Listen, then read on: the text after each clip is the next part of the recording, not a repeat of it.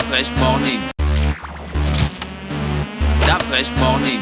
Vous êtes sur les 104.5 Urban FM, la station urbaine dans le Da Fresh Morning. Je vous ai dit qu'on recevrait l'association Endo Gabon pour parler de la journée mondiale de la lutte contre l'endométriose. Voilà, on a donc dans le studio mademoiselle Nina Darlis, a.k.a. je ne dirais pas. On a Irène Mukanja, Pega, et on a Bobeman Karl sur les 104.5. Nina, bonjour. Docteur, hein? Mais j'ai pas vu, c'est pas écrit docteur. C'est pas de ma faute. C'est vous-même qui avez écrit, non? Voilà. Donc c'est docteur, hein? Bonjour docteur. Bonjour. Merci d'avoir accepté notre invitation. Pouvez-vous vous rapprocher du micro? Voilà. Oui. Alors, donc, on a pour commencer Nina Darlis en demain. Nina Darlis, comme j'étais en train de dire avant de me faire interrompre par le docteur, c'est quoi exactement votre association? Alors, bonjour à tous, bonjour Urban FM. Nous vous remercions d'abord pour l'opportunité que vous nous offrez ce matin pour pouvoir parler de l'association Endo Gabon, jeune association gabonaise qui est née l'année dernière, donc au milieu de l'année dernière. L'association Endo Gabon, c'est une association gabonaise à but non lucratif avec pour objectif de faire connaître et agir pour l'endométriose au Gabon. Faire connaître l'endométriose, ses conséquences dans le quotidien de la femme gabonaise et ainsi que les prises en charge possibles. D'accord. Comme nous avons le docteur avec nous, docteur, c'est quoi exactement pour nous qui ne savons pas, c'est quoi exactement l'endométriose? Alors, l'endométriose est une affection gynécologique infertilisante, potentiellement infertilisante et handicapante. Voilà. Elle est due à l'expansion anarchique de l'endomètre en dehors de la cavité utérine. D'accord. Alors, c'est quoi l'endomètre? Il s'agit d'un tissu qui tapisse la cavité utérine. C'est ce tissu qui subit des transformations au cours du cycle en vue de provoquer les règles. D'accord. Donc, il subit, sous l'effet des oestrogènes, donc des hormones sexuelles féminines, une hormone, des transformations. Et s'il n'y a pas grossesse, il se désagrège et est expulsé sous forme des règles. D'accord. Chez la femme qui souffre de l'endométriose, ce tissu, pour des raisons encore mal connues, bon, il y a quelques hypothèses qui sont émises, va se retrouver à l'extérieur de la cavité utérine. Donc, je tiens à préciser que nous avons deux formes d'endométriose. Il y a la forme qu'on appelle adénomiose. Donc là, il s'agit d'une invagination du tissu au niveau du muscle utérin. Et il y a une forme appelée endométriose, c'est celle-là qui englobe tout. Là, le tissu se retrouve de façon anarchique au niveau d'autres organes.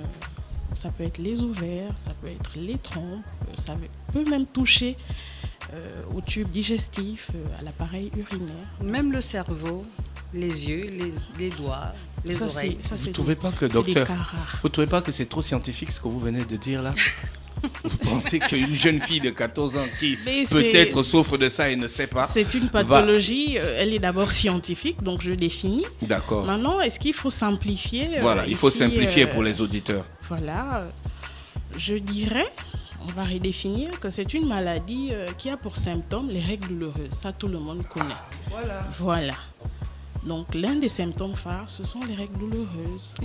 Et avec le temps, on a des problèmes au moment d'aller à la selle, au moment d'aller uriner. C'est une maladie rythmée par les règles. Pourquoi on en fait toute une journée mondiale? Parce que la maladie a été découverte depuis 1800. Vous voyez? Oui. Mais jusqu'à présent, nous n'avons pas de traitement curatif.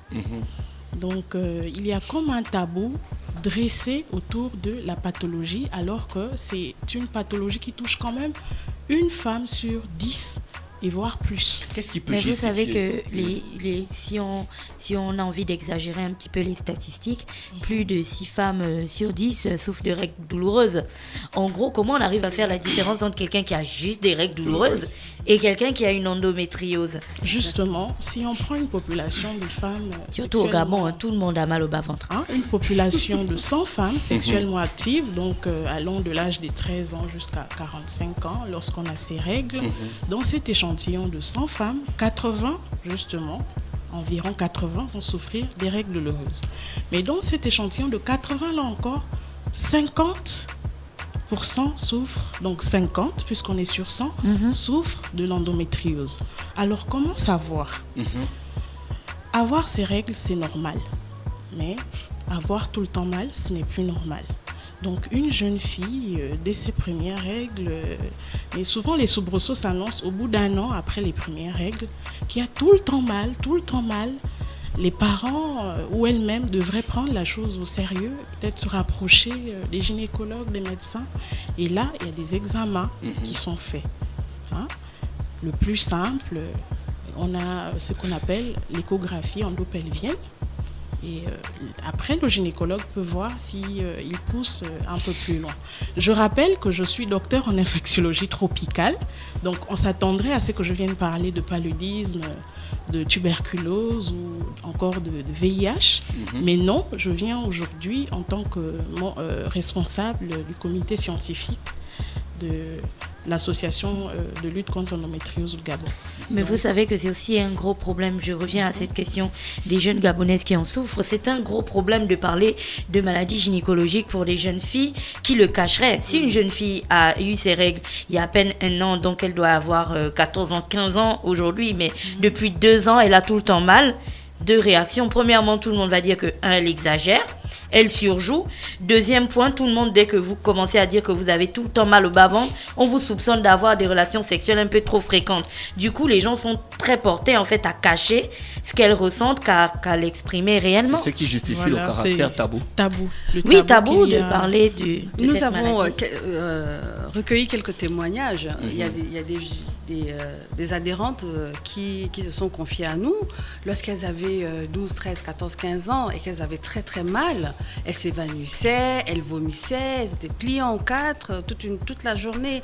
Et en allant justement voir le gynéco disait simplement aux parents, non mais vu comment elle saigne, certainement elle a fait un avortement. Ça, c'est les cas les vraiment... gynécos des tropiques, c'est pas évident qu'ils s'en sortent des grands... Pas seulement des tropiques, mais vraiment dans le reste du monde. Donc ça reste une maladie aussi très mal connue. Très mal connue. Très mal connue. Et aujourd'hui, nous sommes en train de nous battre pour essayer d'expliquer aussi aux femmes. C'est-à-dire, c'est important de connaître son corps. Lorsqu'on a une douleur, il y a une échelle. Il faut savoir situer la douleur sur cette échelle qui va de 1 à 10. Les règles simples, douloureuses simples, on peut aller jusqu'à 3, 4. Mais au-delà, ça devient inquiétant. Il faut consulter un médecin. Et lorsqu'on a consulté un médecin, il faut pousser les examens un peu plus loin. Lorsqu'on a un peu plus de moyens, il faut faire jusqu'à l'IRM, la scoloscopie. Voilà. Donc, les règles douloureuses, derrière les règles douloureuses, la cystoscopie, derrière les règles douloureuses, merci docteur, se cache probablement une endométriose. Alors moi, je vais me retourner vers monsieur Bombema Karl. Vous, quel est votre rôle dans cette association? D'accord. Parce que c'est quand même une maladie de femme. Hein. Exact. En fait, nous avons tous une histoire particulière avec cette maladie. Ma compagne souffre de cette maladie. Et c'est la raison pour laquelle j'ai décidé de m'investir dans la lutte, dans la promotion, la sensibilisation et la vulgarisation. Alors, je suis accessoirement directeur général de l'agence Ocano, qui est une agence de communication, publicité et marketing, d'études et d'enquêtes sectorielles. Et comme ce problème me touche personnellement, nous avons décidé, nous, au sein de notre comité de direction, de mener une enquête. Non, pas de mener une enquête, mais dans le cadre de notre politique RSE, de porter la cause de l'endométriose au Gabon. Donc tout au long de cette année, nous allons vulgariser du mieux que nous le pouvons, nous allons soutenir cette association du mieux que nous le pouvons. D'ailleurs, nous avons construit quelques visuels qui vont normalement commencer aujourd'hui. Je pense qu'au départ d'ici, on vous donnera quelques-uns. Voilà. C'est essentiellement le rôle de l'agence Ocano. Je représente l'agence Ocano et les femmes ont voulu me coopter dans le comité de direction de l'association. Super. Alors, Madame Andem, vous avez donc décidé de faire quoi pour la journée mondiale de l'endométriose? Alors, nous démarrons timidement. La première chose, c'est les campagnes d'information. C'est pour ça que nous D'accord. sommes ce matin Urban FM, déjà pour en parler. D'accord. Parce que notre objectif, c'est de briser le tabou. De briser le tabou dès le bas âge. D'accord. Le dépistage étant très très long, même dans les pays développés, le dépistage il est long. Donc nous Tardif. souhaitons déjà, il est très très Le tardif. diagnostic est tardif. D'accord. Très très tardif. Donc nous voulons déjà dans un premier temps parler de l'endométriose. Les règles douloureuses ne doivent plus être un tabou. C'est vraiment ça. D'abord l'information. Donc nous allons mener quelques actions après la journée internationale. Malheureusement, bon... Ça va être tout au long de l'année. tout au long de l'année. D'accord, vous allez Ouais. faire un événement, vous allez faire des activités tout au long de l'année. Tout au long Exact. de Pas l'année. un jour fixe. Non, pas un jour fixe. C'est-à-dire que la journée mondiale, c'est le top départ. C'est le top C'est le départ. départ. Et jusqu'en décembre 2019, Oui, tout vous au êtes long dans de l'année, l'activité. nous serons en pleine activité. Mais d'accord. Alors, ce que je voulais savoir, c'est est-ce que vous avez des personnes qui viennent vers vous pour parler de cette pathologie avec vous? Oui, nous avons créé un groupe WhatsApp, nous avons une page Facebook, nous D'accord. avons un site internet. Super. Le site internet c'est www.endogabon.org. Et donc nous avons également une page Facebook où vous pouvez avoir toutes les informations. Donc Endogabon va travailler sur 3 axes. Le premier axe c'est éclairer, donc au travers des campagnes d'information. Oui. Le deuxième axe c'est agir.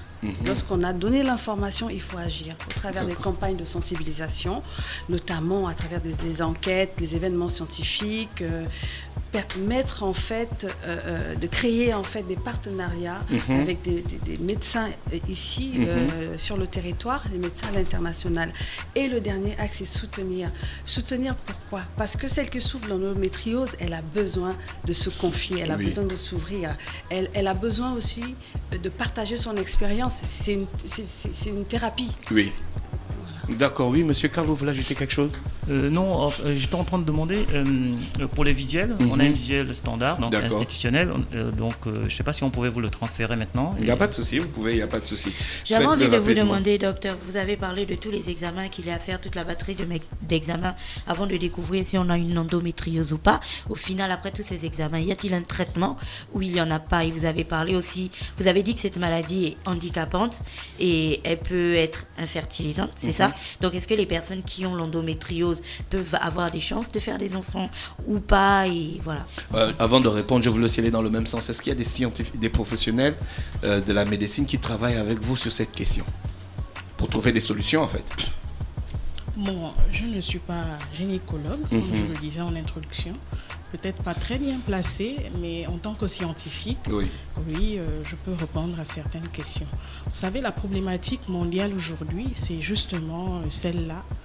La maladie, jusqu'aujourd'hui, n'a pas de traitement curatif avéré. Vous voyez, on traite les symptômes. La jeune dame a mal au bas-ventre, on va essayer de trouver des palliatifs pour corriger, essayer de corriger ces maux de bas-ventre.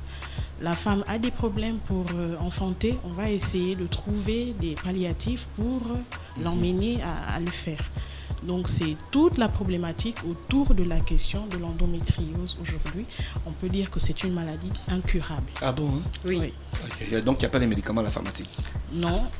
Il y a Pour des les médicaments calmants. pour calmer les calmer symptômes. le- On calmer peut la douleur. la douleur, mais vraiment un laps de temps. Mais ça revient. Sachant que Donc, le cycle est mensuel, donc chaque mois. La femme n'a qu'à rester supporter toute sa vie jusqu'à ce que ses règles, donc la ménopause, que ces règles s'arrêtent naturellement. Et même là, il y a des cas, il y a quelques rares cas de femmes qui continuent de faire souffrir. de cette endométriose même après la ménopause. Donc c'est vraiment toute la problématique autour de cette question d'endométriose. Gina, tu en avais déjà entendu parler autour de toi. Toi, en tant que femme, tu as quand même une ONG qui s'appelle FEMAC. Je pense que dans votre cheval de bataille, il y a peut-être ce genre de situation qu'on peut rencontrer en route. J'ai découvert cette maladie, mais tout à fait par hasard, il y a à peine 5 ou 6 jours, je dois dire. Parce que je suis tombée en fait sur une animatrice télé ivoirienne qui vit entre la Côte d'Ivoire et la France, qui elle a 40 ans et qui vit ça depuis, on a découvert qu'elle avait une endométriose depuis 15 ans seulement, mais elle vit ça depuis qu'elle a 12-14 ans quoi. Et en étant dans un pays africain, bien sûr, c'est pour ça que je parlais de surjouer et de relations sexuelles de jeunes filles, parce que elle, quand elle a commencé à avoir ses douleurs, tout le monde disait qu'elle était active sexuellement, pourtant elle était très jeune et elle ne l'était pas. Ensuite, on a commencé à dire qu'elle surjouait, parce qu'elle a le stade 4 de l'endométriose, donc en plus des douleurs, elle a des saignements hors règles. C'est le stade final. Voilà, elle a des saignements hors règles elle peut saigner pendant 20-25 jours durant le mois. Du coup, elle passe sa vie entre le travail, la maison et puis l'hôpital, parce qu'elle est tout le temps transfusée, vu qu'elle perd énormément de sang et donc elle est tout le temps fatiguée. Et en fait, je suis tombée sur un de ses posts il y a 5-6 jours où elle parlait de ça, et comme disait Nina tout à l'heure, c'est très important pour les malades de cette maladie, pour les malades atteints de cette affection, de partager, parce qu'elle a une chaîne YouTube où elle fait des petites vidéos pour sensibiliser. C'est une Africaine, et en Afrique on a ce problème là où... Elle s'appelle comment? Sa page YouTube s'appelle Mademoiselle Ondo. Mademoiselle, comme ça se dirait, et puis Endo, E-N-D-E pour le diminutif d'endométriose, où elle partage toutes ses petites expériences. Par exemple, tu vois, c'est cette vidéo sur laquelle je suis tombée. Endométriose, t'as toujours pas compris, et elle te l'explique de la manière la plus simple qui soit. Et c'est un peu triste pour elle, parce qu'elle veut vraiment faire un enfant. Et elle tombe tout le temps sur des personnes qui lui disent mais écoute, tu trouves pas que Juliette, tu trouves pas que tu es assez âgée, tu veux pas faire un enfant? Et elle dit mais c'est pas une volonté en fait que je veux pas faire d'enfant, c'est plus parce que la maladie m'oblige en fait, ou me condamne à pas en faire. Donc c'est comme ça que je suis tombée dessus, et je suis bien ravie de voir. Vous avez un groupe comme les alcooliques anonymes où on dit bonjour, je m'appelle Diane. Vous n'avez pas. Vous n'avez pas un rassemblement comme ça? Ça fait partie du plan projet. d'action. Nous avons déjà un groupe WhatsApp. Sur le groupe WhatsApp, déjà, Tu me parles mal, disons ça. Sur le groupe WhatsApp, nous avons déjà, nous échangeons là-dessus. Les expériences sont partagées. Ensuite, nous mettrons en place cette année justement un bureau de soutien pour pouvoir parler avec l'aide des psychocliniciennes, des médecins que nous sommes en train de convoiter aujourd'hui pour qu'ils nous accompagnent. Voilà. Vous pensez que ça peut être héréditaire, ce truc? Bon, on va revenir sur la question. D'abord, il faut définir les symptômes. Ils sont nombreux et ils varient d'une patiente à une autre, d'une femme à une autre. En premier, comme on le dit ici, nous avons les règles douloureuses qu'on appelle dysménorrhée. Et après, nous avons les métrorragies.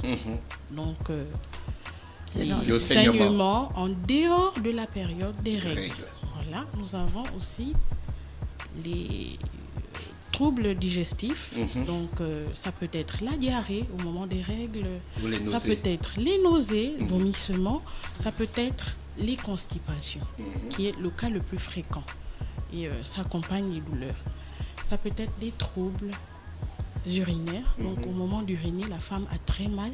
Elle peut aller jusqu'à pisser du sang pour des formes très avancées de la maladie. Donc, une autre problématique autour de cette question, c'est que le diagnostic est tardif. Là, ce n'est pas un problème gabonais, c'est mondial. Je pense que peut-être à cause du tabou et une normalisation aussi, parce que on se dit avoir des règles douloureuses, c'est normal. Et l'équipe médicale peut-être aussi qui peut tergiverser, parce que les symptômes qu'on cite ici ne sont pas spécifiques à toutes les femmes. Donc il y a ce problème de biais là qui vient biaiser le flair du médecin. Donc le diagnostic au monde, on dit que le retard tournerait autour de 7 à 9 ans selon les pays. Vous voyez?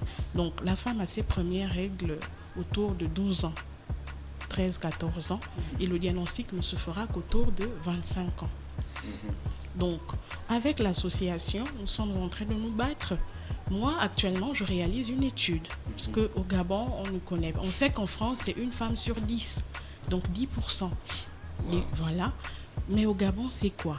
Jusqu'ici, Vous il n'y n'avez avait pas de pas de statistiques. prévalence documentée. Donc, actuellement, nous réalisons une étude de prévalence. Nous avons quelques chiffres préliminaires. Bon, nous sommes autour de 7%, mais les gynécologues pensent que c'est quand même un peu plus des discussions que j'ai avec les gynécologues. Et comme le disait la secrétaire générale de notre association, nous sommes en train de draguer, elle l'a si bien dit, essayer d'allier des gynécologues à notre cause pour qu'il y ait des référents, donc des spécialistes de l'endométriose au Gabon. Nous sommes aussi en discussion avec des psychologues qui nous accompagnent. Déjà, il y en a qui ont adhéré, qui appartiennent à l'association. Parce qu'il faut le dire, le rappeler, c'est une maladie qui affecte le mental de la femme. C'est clair. Alors, moi, je veux revenir oui. sur un point. Alors, c'est une maladie qui est méconnue, alors largement méconnue. Et la plupart du temps, les femmes aujourd'hui chez qui on détecte cette maladie sont souvent dans l'ordre de la trentaine ou souvent la quarantaine. Alors, pourquoi on parle de ce fait? Parce que culturellement, il se peut qu'une femme soit en couple, en mariage, et n'ait pas la possibilité de procréer. Et comme chez nous, culturellement, on sait toujours trouver des raisons, alors qu'en réalité, il se peut qu'elle souffre d'endométriose. Les Gabonais, je Voilà. te jure. Voilà. C'est Donc, souvent un diagnostic, excusez-moi, qui est non seulement tardif, mais un peu hasardeux. voilà. Hein. C'est au moment où la femme se rend à l'hôpital pour comprendre pourquoi depuis 5 ans, 3 ans, ou voire même 10 ans, elle n'arrive pas à enfanter, qu'on découvre qu'elle fait une endométriose. D'accord. Et pourtant, elle avait normalisé ses règles douloureuses. Elle avait accepté. Comment faire pour vous contacter pour terminer notre entretien ce matin? Alors, donc nous avons le site internet. Donc, site internet qu'on a regardé vous avez là. toutes les informations. Vous pouvez adhérer, vous pouvez faire un don à l'association également. D'accord. Ensuite, nous avons la page Facebook et nous avons un numéro WhatsApp. D'accord. C'est le 07 Oui, 43 23 12. 07 43 23 12 pour entrer en contact avec vous. Et Le l'adresse site internet, c'est contact@andogabon.org. Ok. Et le site, c'est www.andogabon.org. On vous remercie, Madame Andem Nina et Docteur Irène, et sans oublier Monsieur Karl, qui est avec nous ce matin sur les 104.5 pour parler de l'endométrie, comme Gina nous l'a fait découvrir. On va écouter cette petite vidéo qui ne met pas du temps de Mademoiselle Ando qui nous parle de l'endométrie. Ce matin, c'est le titre de la vidéo, c'est l'endométriose. Si tu n'as toujours pas compris, restez connectés sur les 104.5 Urban FM, la station urbaine dans le Da Fresh Morning. Si tu n'as pas encore compris ce qu'est l'endométriose, je ne sais pas où tes oreilles traînent et où tes yeux traînent, parce que normalement, si tu regardes la télé, si tu es un peu sur YouTube et si tu as des copines filles, eh ben, tu devrais avoir entendu parler de l'endométriose. Bon, si ce n'est pas le cas, je m'en viens t'expliquer rapidement ce que c'est. Alors, tu sais, les filles, quand elles naissent avec un utérus. D'accord? Oui, tu sais, c'est dedans que t'étais quand ta maman te portait dans son ventre. Bon, bref. Alors, au niveau de l'utérus, il y a plusieurs couches. Et il y a notamment une couche qui s'appelle l'endomètre. Alors, comment t'expliquer? Tu sais que les filles sont censées faire des bébés, d'accord? Donc il y a une période du cycle menstruel qui s'appelle l'ovulation. Au moment de l'ovulation, eh bien cet endomètre-là, cette muqueuse, va s'épaissir pour accueillir un bébé. D'accord? Donc elle s'épaissit, elle s'épaissit, elle s'épaissit. Et s'il n'y a pas de fécondation, donc s'il n'y a pas de bébé, eh bien ce joli petit nid-là, il se desquame, d'accord? Et l'ovule qui n'a pas été fécondé et ce petit lit-là desquamé s'en vont par le vagin et c'est ce qui fait les règles. Oh, tu ne savais pas? Maintenant tu sais. Alors qu'est-ce qui se passe dans l'endométriose? On ne sait pas pourquoi. C'est vrai ça? Pourquoi? Eh bien, il y a ce qu'on appelle un reflux qui fait qu'il y a du sang qui remonterait dans les trompes et qu'en tout cas, on va retrouver des cellules de l'endomètre un petit peu partout. Ouais. En fait, une cellule endométriale, un matin, elle se lève, elle décide qu'elle n'est pas bien au niveau de l'utérus, elle s'en va se balader. Donc, elle va se mettre sur la vessie, sur une trompe. Oh, un intestin, super. Oh, des poumons, mon Dieu, je m'en vais élire domicile. Voilà. Donc, les cellules de l'endomètre, elles se baladent. Et puis, quand elles ont trouvé un nouveau nid, elles tapent l'incruste, les pétasses, ok? Et qu'est-ce qui se passe? Eh bien, elles se développent. Et comme elles ont le même code génétique que quand elles étaient chez papa-maman au niveau de l'utérus, elles se comportent exactement de la même façon. C'est-à-dire que le 14e jour, elles grossissent, elles s'épaississent. Ok? Et le 28e jour, comme il n'y a pas de fécondation, eh bien, elles desquament et elles s'écoulent. Sauf que, quand elles sont dans le vagin, ces cellules, elles ont de la place pour s'évacuer. Quand elles sont dans l'utérus, pardon, puisqu'elles s'en vont par le vagin. Mais quand elles sont sur les trompes, sur les ovaires, dans la vessie, dans l'intestin, dans le poumon et même dans le cerveau, il n'y a pas de voie d'évacuation. Donc, qu'est-ce qui se passe? Eh bien, ça s'agglutine. Les cellules s'agglutinent, elles s'agglutinent. Vous êtes sur les... Stop Fresh Morning.